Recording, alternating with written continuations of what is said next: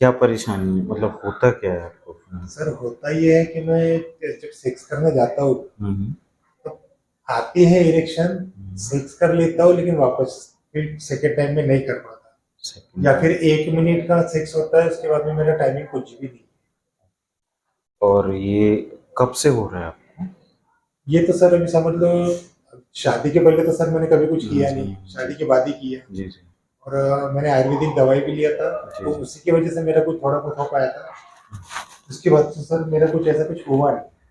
नहीं तो कोई तो टाइमलाइन होती है, जैसे 4 साल 5 साल, कब से आपको ये नहीं पर? सर, वो कम से कम ये बात को तो सर अभी समझ लो 15 साल के ऊपर होता 15 साल।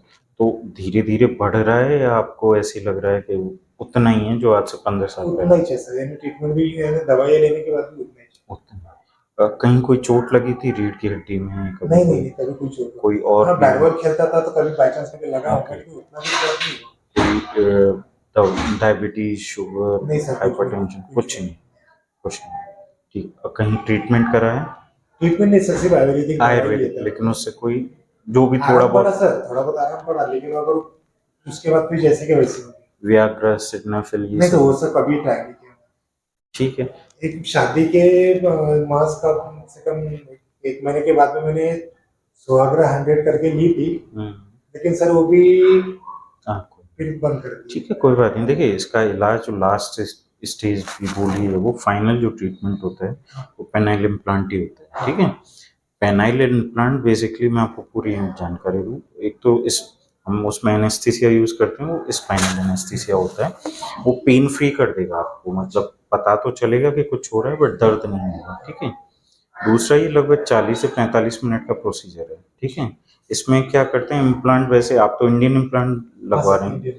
2 या 3 तरीके का इम्प्लांट होता है। मोस्ट ऑफ द टाइम हम इंडियन इम्प्लांट यूज करते हैं। उसमें क्या होता है, 2 रॉड्स होती हैं, और आपके जो पेनिस है या जो लिंग में होता है वो 2 सिलेंडर होते हैं, जिनको आम भाषा में सिलेंडर, उसमें जो सिलेंडर हैं उनमें वो इम्प्लांट डाल देते हैं। उसका फायदा ये रहता है कि जब भी आपको इरेक्शन होगा, वो उसको सस्टेन करता है। सस्टेन मतलब लंबा करता है। ठीक है।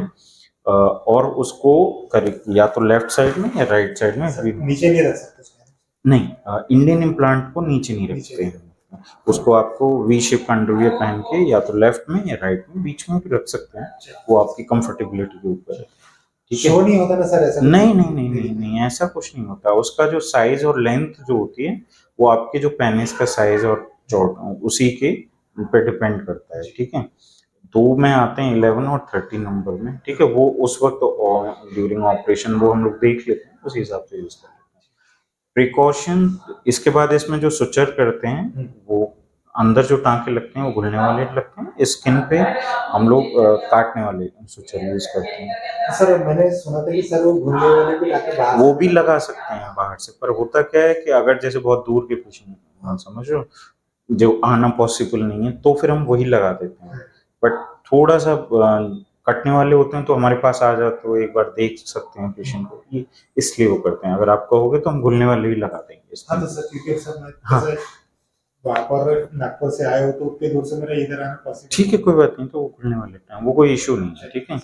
और प्रिकॉशंस में ये होता है कि आपको नेक्स्ट 3 वीक्स तक या 4 वीक्स तक नहीं। सेक्सुअल एक्टिविटी नहीं करनी है। थोड़ा सा वहाँ हाइजीन मेंटेन करनी है, और उसको कोई डायरेक्ट ट्रॉमा वामा ना हो, चोट वोट ना लगे। ठीक है।